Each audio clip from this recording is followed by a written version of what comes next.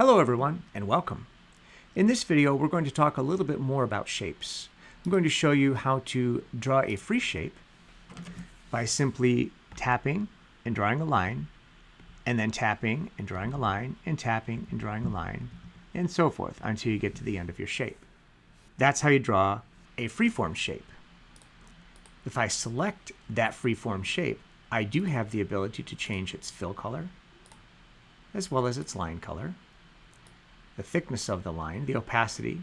Again, I can perma-clone it and clone it and bring it to the front, send it to the back, etc. In addition to that, I'm going to show you how to use the shape recognition tool. Simply start to draw a shape using the pen tool or your finger on the board, and shape recognition will occur. Once again, you can click or tap on the cursor, and you can then change the color and the fill color and the line color and all the various different properties of the shape. If you want to delete shapes, again, you can select them and simply drag them down to the trash. You can also insert random shapes, callouts, check marks, etc., stars, and arrows.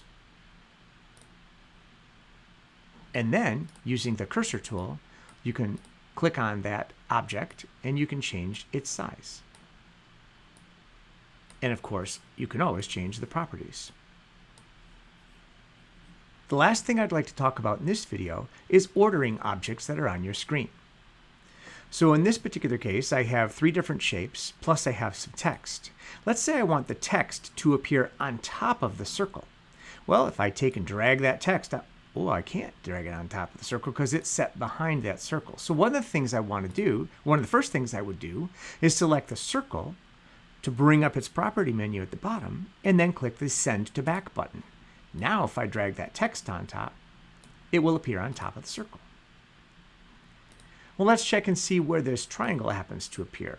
Well, that triangle is in fact on top of the red circle, but it's it's also on top of the text.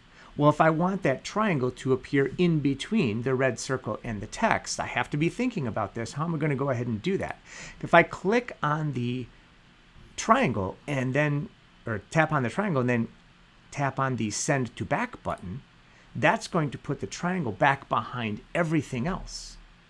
So what's going to be important is that you recognize you've got to take and find the next thing, which is the circle, and again send it to the back. That will allow the triangle to appear on top of the circle, but yet behind the text.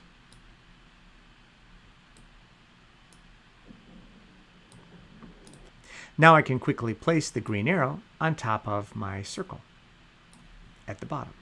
Ordering shapes in Oktopus isn't really that difficult, but you only have the ability to send something to the back or bring it to the front. So you have to think about the order of things if you're going to layer multiple objects on top of one another.